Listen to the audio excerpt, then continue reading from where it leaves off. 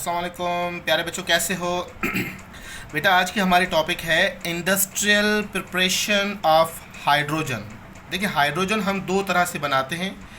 एक है commercial preparation of hydrogen, यानी कि बड़े पैमाने पे हाइड्रोजन किस तरह से बनाई जाती है, और एक होता है लेबॉर्ट्रिकल प्रिपरेशन, यानी कि छोटे पैमाने पे हाइड्रोजन को किस तरह से बनाते हैं। छोटे पैमाने पे याद रहे बेटा, हम जो बनाते हैं वो ज़्यादातर हम जिंक सल्फाइड को किसी भी एसिड के अंदर डिज़ोल्व कर देते हैं तो हमें हाइड्रोजन गैस प्रोड्यूस होती है, या फिर हाइड्रोक्लोरिक एसिड हो, hydrochloric acid treated with a zinc metal to form zinc chloride plus hydrogen gas.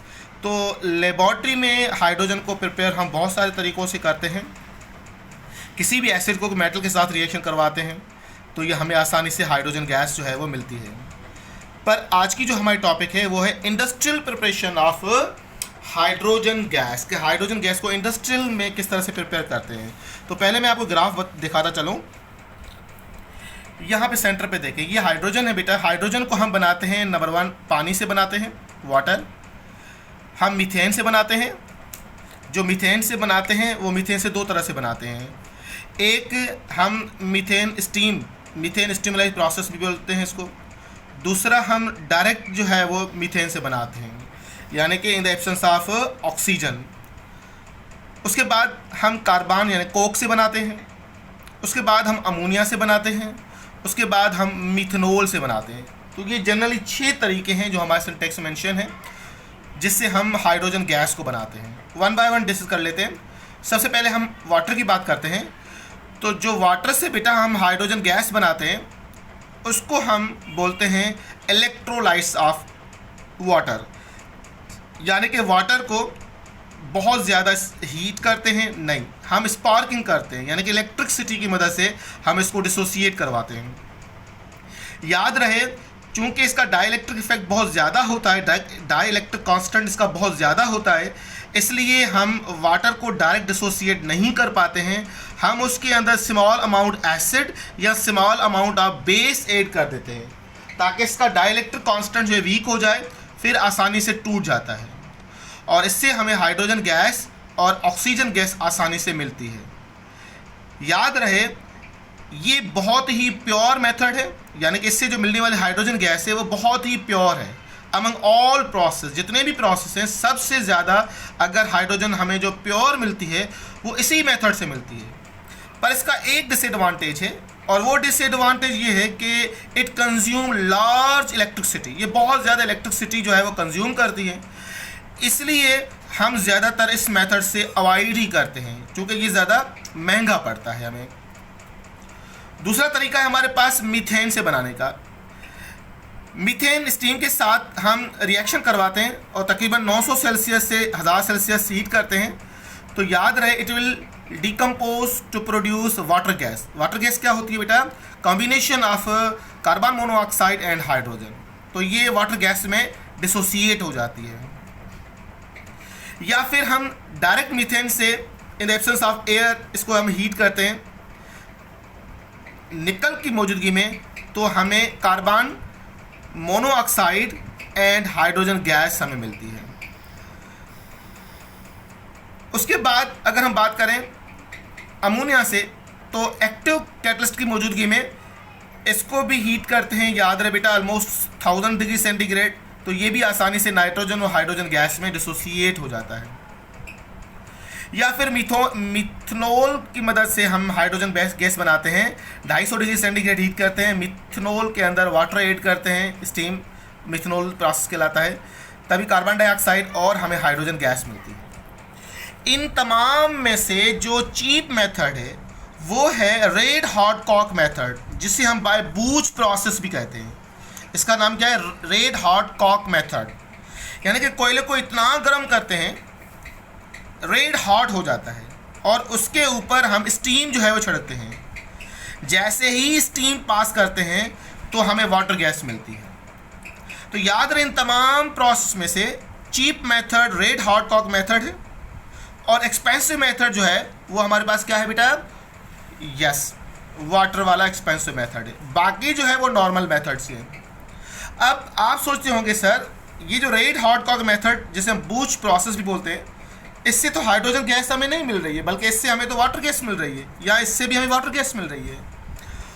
तो दूसरा हमारा टारगेट है hydrogen from water gas. How we prepare the hydrogen from water gas, के हाइड्रोजन को वाटर गैस से कैसे जो है वो सेपरेट करते हैं। उसके लिए हमारे पास दो मेथड है, एक कैटालिटिक मेथड है बेटा, यानी कि in the presence of catalyst, और दूसरा है बाय फ्रीजिंग मेथड और बाय कूलिंग मेथड। इसको हम केमिकल मेथड बोलते हैं, इसको हम फिजिकल मेथड बोलते हैं। केमिकल मेथड की तरफ आते हैं तो याद रहे बेटा, ये जो आपकी वाटर गैस है, combination of carbon monoxide and hydrogen, इसको हम कैटलिस्ट की मौजूदगी में, यानी कि या तो आयरन ऑक्साइड का यूज़ करते हैं या कोबाल्ट ऑक्साइड का इस्तेमाल करते हैं, और तकरीबन 500 सेल्सियस इसको जो है वो हीट करते हैं। तो कार्बन मोनोऑक्साइड जो है वो ऑक्सीडाइज्ड होकर कार्बन डाइऑक्साइड में कन्वर्ट हो जाती है, और हाइड्रोजन गैस आसानी से लेफ्ट आउट हो जाती है, यानी कि आसानी से हाइड्रोजन गैस हमें मिल जाती है। This process said to be chemical process, catalytic process, catalytic method, यानी कि कैटलिस्ट की मौजूदगी में हाइड्रोजन को प्रिपेयर करना। दूसरा है physical method by cooling process.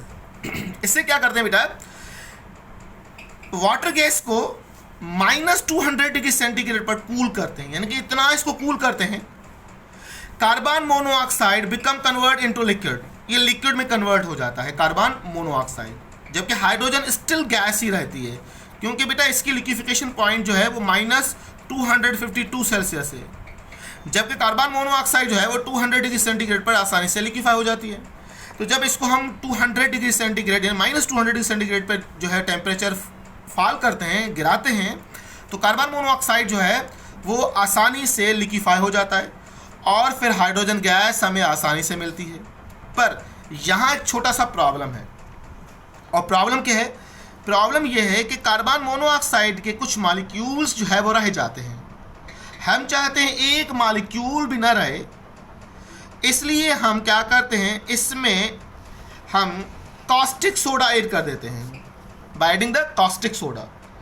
अब कास्टिक सोडा जैसे ही ऐड करते हैं तो जो बचा कुचा कार्बन मोनोऑक्साइड होता है वो कन्वर्ट हो जाता है, प्रेसिपिटेट हो जाता है सोडियम फॉर्मेट के अंदर, सोडियम फॉर्मेट के अंदर प्रेसिपिटेट हो जाता है, और इस तरह से हमें हाइड्रोजन गैस जो है वो आसानी से और प्योर फॉर्म में सेपरेट हो जाती है।